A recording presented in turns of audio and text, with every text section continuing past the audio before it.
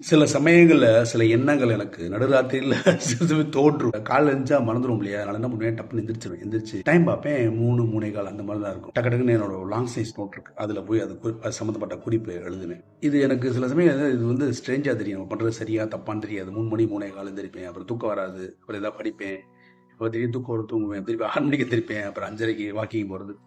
3 சம்பவங்கள் நான் படித்தேன். ஒரு பெரியவங்களோட வாழ்க்கையில் நடந்த சம்பவம். அதான் நீங்க வெளியில் சொல்றேன் நான். முதல் சம்பவம் வந்து 1950களில் பாரத பிரதமர் அந்த ஜவஹர்லால் நேரு அவர்கள் ஒரு மீட்டிங்ல பேசுறாங்க. இந்த மாதிரி நம்ம நாட்டில் வந்து அடுத்த ஸ்டேஜ் எடுத்துக்கணும்னா ஒரு பெரிய கெமிக்கல் ரிசர்ச் இன்ஸ்டிடியூட் வேதியியல் ஆராய்ச்சி நிறுவனம் ஒன்று ஆரம்பிக்கணும். நம்ம நாடை வந்து பல வகையிலும் பலப்படுத்தணும்னு சொல்லிட்டு பேசிட்டு போயிடுறாரு. நள்ளிரவு மேல ஆயிருது. பேசிட்டு அவர் இடத்துக்கு போனோம். அவர் இடத்துக்கு வீட்டுக்கு போறாரு. போறதுக்கு முன்னாடி அங்க காரைக்குடியை சேர்ந்த வள்ளல் அழகப்பன் அவர்கள் வெயிட் பண்ணிட்டு இருக்காங்க. என்ன இந்த நேரத்தில் நள்ளிரவு தாண்டி ஆல்மோஸ்ட் அடுத்த நாள் வந்துருச்சு. வள்ளல் அழகப்பன் அவர்கள் வந்து நீங்க சொன்ன அந்த கெமிக்கல் ரிசர்ச் இன்ஸ்டியூட் வந்து காரைக்குடியிலே ஆரம்பிக்கணும். அதற்கான 15 லட்சத்துக்கான செக், அன்னைக்கு 15 லட்சம்னா அன்னைக்கு 15 கோடி 300 ஏக்கர் நிலத்தை கொடுக்குறேன்னு சொல்லி காரைக்குடியில் கொடுக்குறாரு. அப்படி ஆரம்பிக்கப்பட்டது 1953 central electro chemical research institute, ministry of science and டெக்னாலஜிக்கில் கவர்மெண்ட் ஆஃப் இந்தியாக்கில் வருது. அப்படி ஆரம்பிக்கப்பட்டது தான். உடனே அதை கேட்ட உடனே வள்ளல் அழகப்பன் எடுத்த முடிவு இமீடியட்டா ஒரு விஷயத்தை செய்யுது. காலம் தாழ்த்தாமல், நேரம் பார்க்காமல். இது சம்பவம் ஒன்று. ரெண்டாவது பார்த்தீங்கன்னா மூதறிஞர் ராஜாஜி அவர்கள் மீட்டிங் போவார். போயிட்டு அங்கே பேசிட்டு வெளியூரில் பேசிட்டு அங்கே தங்கியிருக்கும் போது அவருக்கு உதவுனவங்களுக்கு நன்றி சொல்லணும். அப்போ அது மீட்டிங்லாம் முடிச்சுட்டு ஊருக்கு திரும்புறப்ப ட்ரெயினில் வரும்போது தன் கைப்படவே டிலே பண்ண மாட்டாங்க. உடனே ட்ரெயின்லேயே எழுதிடுவாராம்.